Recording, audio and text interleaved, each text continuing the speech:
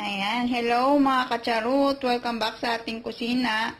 Gawa naman tayo ng Royal Bibingka ng Ilocos. Charot. Ito ang kanyang mga ingredients. Ang ating 2 cups of glutinous flour, 1/2 cup fresh milk or pwede rin kayong gumamit ng evap milk. 200 ml sugar, pinch of salt, 1 cup of coconut milk, melted butter, 5 egg yolks, tsaka mag-grate tayo ng cheddar cheese mamaya for our toppings.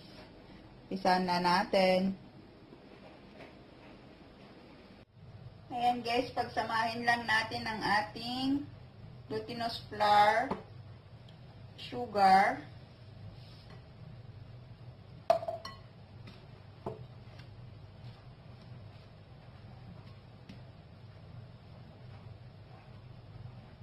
lagay na rin natin ang ating milk,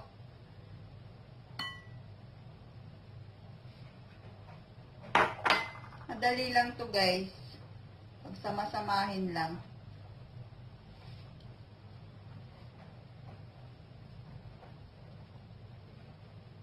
Ayan, ilagay na rin natin ang ating 1 cup na coconut milk.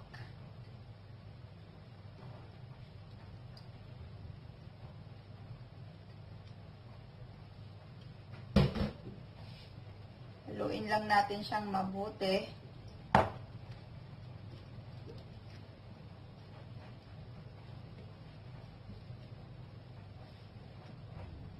Yan, ilagay na rin natin ang ating itlog. Isa-isahin lang natin. Egg yolk.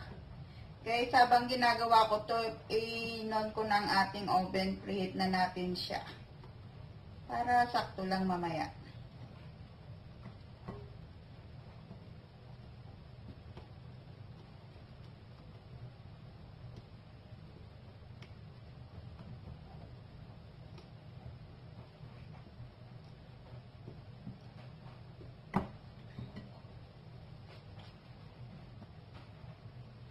Ayan na siya, guys. Dapat ganito yung texture ng ating mixture, guys. Ito pala gagamitin kong mold, guys. Para cute. Heart, heart, heart. Charot. I-brush ko lang siya ng butter. Anyway, guys, lagyan ko muna to ng ano pala. Muntik ko nang makalimutan. Pinch of salt lang. Charot.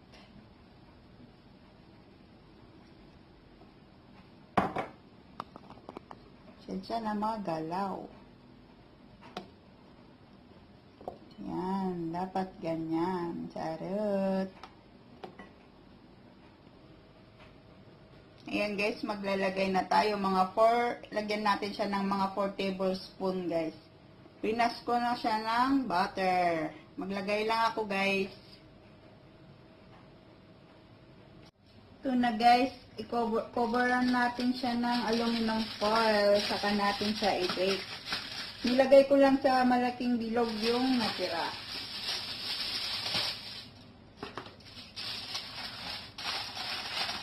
Dito tayo sa pagbe-bake matagalan guys, charot. I-bake natin siya ng 20 minutes. Tapos, ilagay natin yung cheese niya, i-brush ng butter, i-bake ulit for another 20 minutes. Tapos alisin na yung cover, i-bake ulit, i-brush ng butter, i-bake ulit for another 10 minutes. Yun guys. Abutin tayo ng mga 50 to 55 minutes.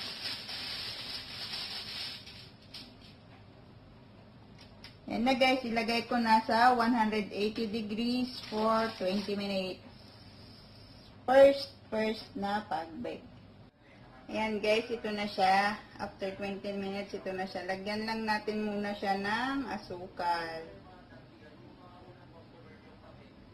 Extra 1 tablespoon na sugar to guys.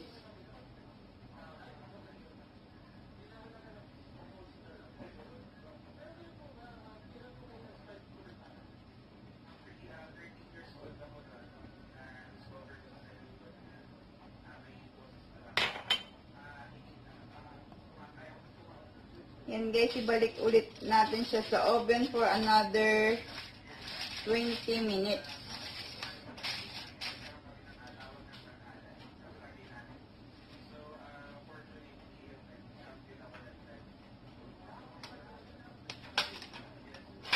Oops.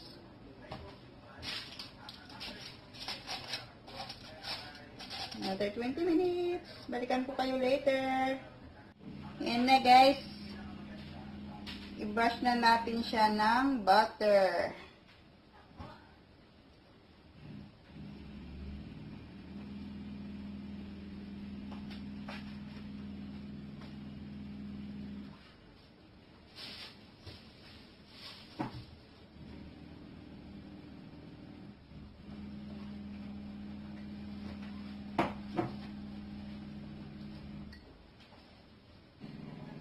And guys, lagyan na rin natin siya ng grated cheddar cheese.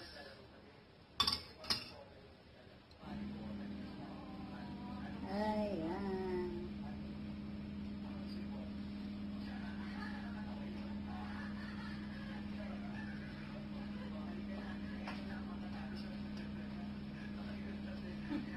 Naglagay lang ako guys. Ayan guys, lagay na natin sa oven, di na natin siya tatakpan. Balik natin siya for 10 to 15 minutes. Charot, charot.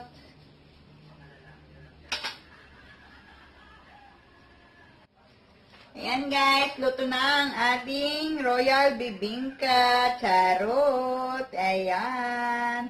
Pwedeng pang merienda. Char. At meron tayong malaki.